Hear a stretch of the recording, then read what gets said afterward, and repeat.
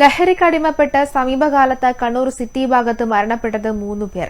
City ഭാഗത്ത് വൻതോതിൽ ലഹരി എത്തുന്നതായി പരാതിയുണ്ട്.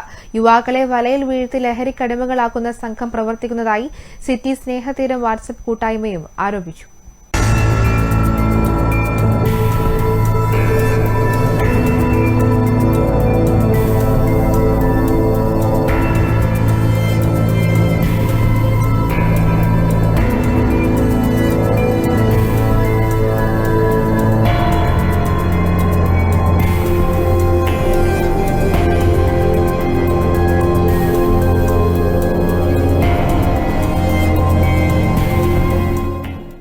കണ്ണൂർ സിറ്റി ഉരുവച്ചാലിലെ തൻവീർ സത്താറിന്റെ മരണത്തിൽ ഞെട്ടിത്തെറിച്ചു നിൽക്കുകയാണ് നാട്.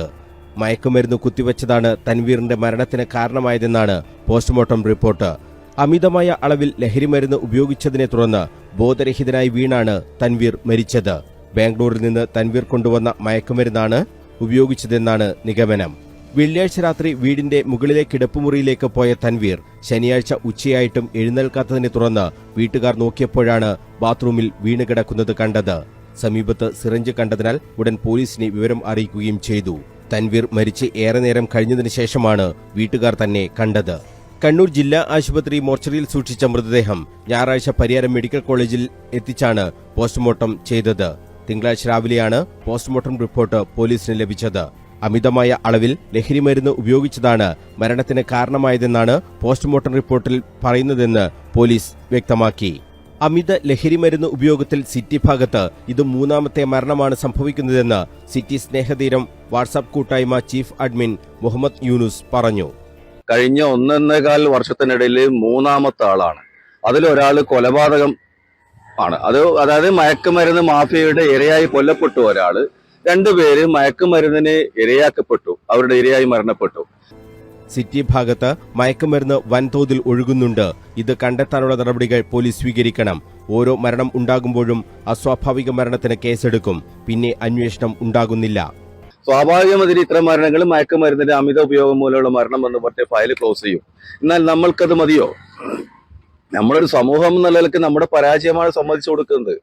ഇതിന് നമ്മൾക്ക് നിയന്ത്രിക്കാൻ പറ്റാത്തത് നമ്മുടെ ഭരണകൂടം, പോലീസ്, നീതിന്യായ വ്യവസ്ഥ, അതായത് പോലീസും ജുഡീഷ്യറിയും അടക്കമുള്ള സംവിധാനങ്ങളുടെ പരാജയമാണ്. നമ്മൾക്കത് എന്തുകൊണ്ട് പറയാൻ മടിയാവുന്നു?